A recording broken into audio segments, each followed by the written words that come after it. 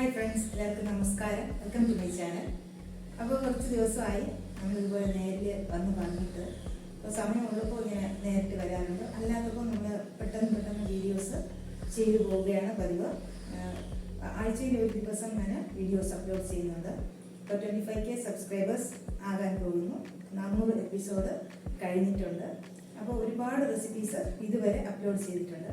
ഇപ്പം സബ്സ്ക്രൈബേഴ്സ് പുതിയതായി ഒരുപാട് പേര് വരുന്നുണ്ട്. അപ്പോൾ എല്ലാവരും വീഡിയോസ് വാച്ച് ചെയ്യണം. അപ്പോൾ ഇതുവരെ തന്ന സപ്പോർട്ടിന് വളരെയധികം നന്ദി അറിയിക്കുന്നു. അപ്പോൾ ഇന്ന് നമ്മൾ ചെയ്യുന്നത് നല്ല സൂപ്പർ ഹെൽത്തി ആയിട്ടുള്ള ഒരു റെസിപ്പിയാണ്. അപ്പോൾ എല്ലാവരും വീഡിയോ മുഴുവനായി കാണണം. ചാനൽ സബ്സ്ക്രൈബ് ചെയ്യണം, സപ്പോർട്ട് ചെയ്യണം. ബെല്ലൈക്കൺ പ്രസ് ചെയ്യുക. അതിൽ 3 ഓപ്ഷൻ ഉണ്ട്. അതിൽ ഓൾ തന്നെ പ്രസ് ചെയ്യണം. അപ്പോൾ നമുക്കൊട്ട് സമയം കളയാതെ റെസിപ്പിയിലോട്ട് പോകാം. അപ്പോൾ ഇന്ന് നമ്മൾ ചെയ്യാൻ പോകുന്നത് സൂപ്പർ ഹെൽത്തി ആയിട്ടുള്ള ഒരു ബ്രേക്ക്ഫാസ്റ്റാണ്. അപ്പോൾ സാധാരണ നമ്മൾ അരിയും ഉഴുന്നും ഉപയോഗിച്ചാണ് ഇഡലി ഉണ്ടാക്കുന്നത്.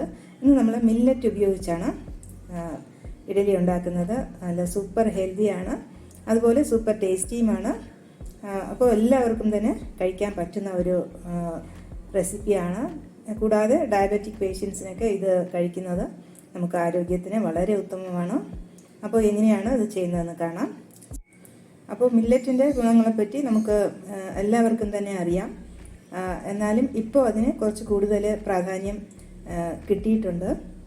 ഇൻ്റർനാഷണൽ ഇയർ ഓഫ് മില്ലറ്റാണ് ഈ വർഷം.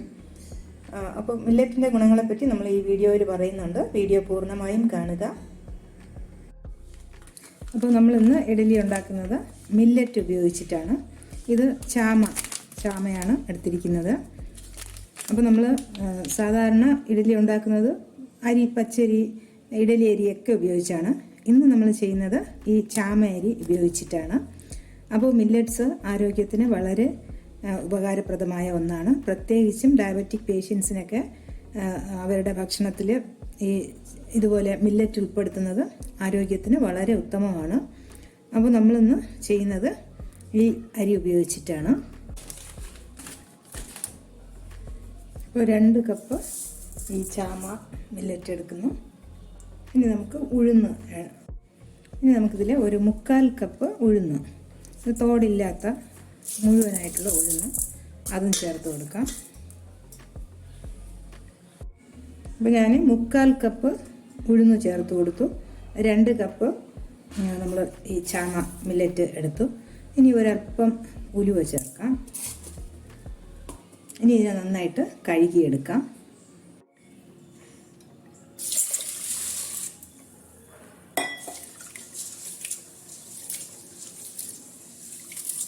അപ്പോൾ ഞാനിവിടെ ഒരു 3 പ്രാവശ്യം കഴുകിയെടുത്തിട്ടുണ്ട്. ഇനി ഒരു 1/2 കപ്പ് അവൽ ലൈറ്റായിട്ടൊന്ന് കഴുകിയിട്ട് അതുകൂടെ അതിൽ ചേർത്ത് കൊടുക്കാം. അപ്പോൾ നമ്മൾ അവലും ചേർത്ത് കൊടുത്തു. ഇനി ഇത് അടച്ചു വയ്ക്കാം. നന്നായി അപ്പോൾ ഇത് നന്നായിട്ട് കുതിർന്നിട്ടുണ്ട്. ഒരു 5 മണിക്കൂർ കഴിഞ്ഞു. ഇനി നമുക്കിത് അരച്ചെടുക്കാം. അപ്പോൾ ഇനി ഇത് അരച്ചെടുക്കാം.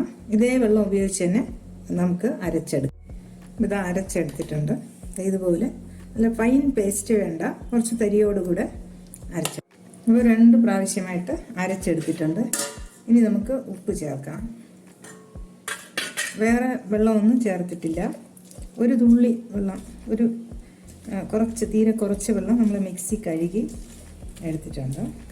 നന്നായിട്ട് കലക്കി എടുത്തിട്ടുണ്ട്. ഇനി നമുക്ക് അടച്ച് വയ്ക്കാം. ഇപ്പോൾ രാവിലെ ആയിട്ടുണ്ട്. നമുക്ക് മാവ് നോക്കാം. നന്നായിട്ട് പൊങ്ങിയിട്ടുണ്ട്. മില്ലറ്റിൻ്റെ ഗുണങ്ങളെപ്പറ്റി പറയുകയാണെങ്കിൽ ഇത് നല്ല ഫൈബർ റിച്ച് ആണ്. പിന്നെ ധാരാളം പ്രോട്ടീൻ അടങ്ങിയിട്ടുണ്ട്.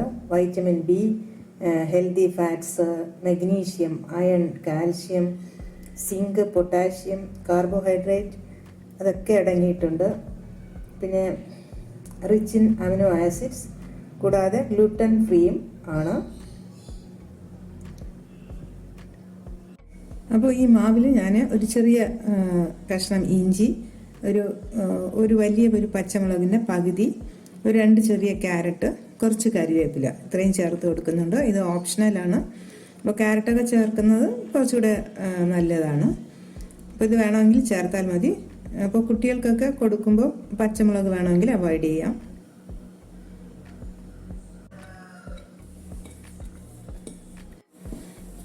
അതുപോലെ മാവിന് ജസ്റ്റ് ഒന്ന് കലക്കിയാൽ മതി, ഒരുപാട് അടിച്ച് കലക്കേണ്ട ആവശ്യമില്ല.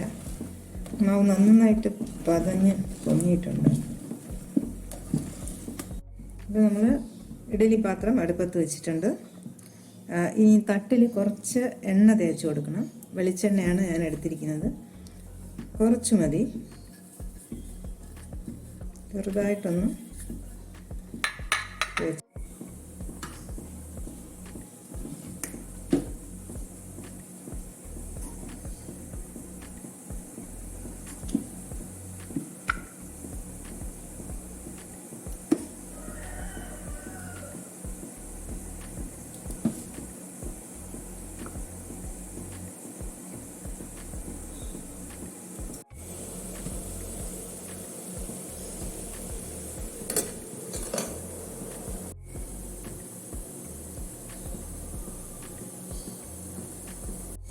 അപ്പോൾ നമുക്ക് ഇതിനൊരു നല്ലൊരു ചമ്മന്തിയും കൂടെ റെഡിയാക്കാം.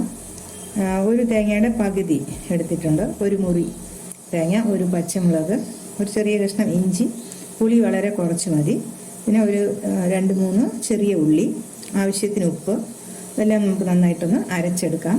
അരയ്ക്കുമ്പോൾ തിളപ്പിച്ച് ആറിയ വെള്ളം ഉപയോഗിച്ച് അരയ്ക്കണം, കാരണം നമ്മൾ പിന്നെ ഇത് നന്നായിട്ട് തിളപ്പിക്കില്ല. കുടിക്കാൻ ഉപയോഗിക്കുന്ന വെള്ളം ഉപയോഗിച്ച് അരയ്ക്കാം.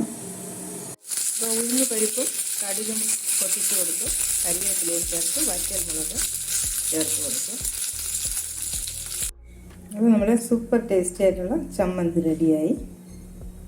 ഇനി നമുക്ക് 1 മിനിറ്റിൽ തയ്യാറാക്കാൻ പറ്റുന്ന ഒരു ചമ്മന്തി കൂടെ റെഡിയാക്കാം. അതിന് ഞാനൊരു ചെറിയ 2 സവാള തൊലി കളഞ്ഞ് കഴുകി സ്ലൈസ് ചെയ്തെടുത്തിട്ടുണ്ട്. ഒരു 1 ടീസ്പൂൺ കാശ്മീരി മുളക് പൊടിയും ഒരു 1/2 ടീസ്പൂൺ സാദാ മുളക് പൊടി, പിന്നെ ആവശ്യത്തിന് ഉപ്പ് ചേർത്ത് കൊടുത്തു. ഇതിനെ പെട്ടെന്നൊന്ന് അരച്ചെടുക്കാം. എന്നിട്ട് വെളിച്ചെണ്ണ ഒഴിച്ച് നമുക്ക് കുഴച്ച് ഉപയോഗിക്കാം.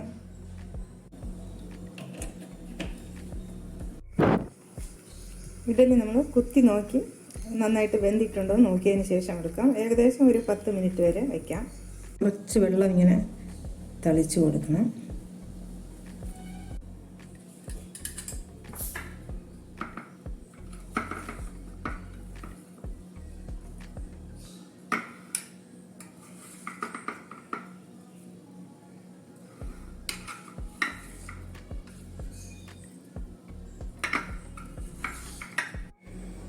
അപ്പോൾ വീണ്ടും കാണാം നല്ല റെസിപ്പീസുമായി. Children, bye bye, take care, thank U.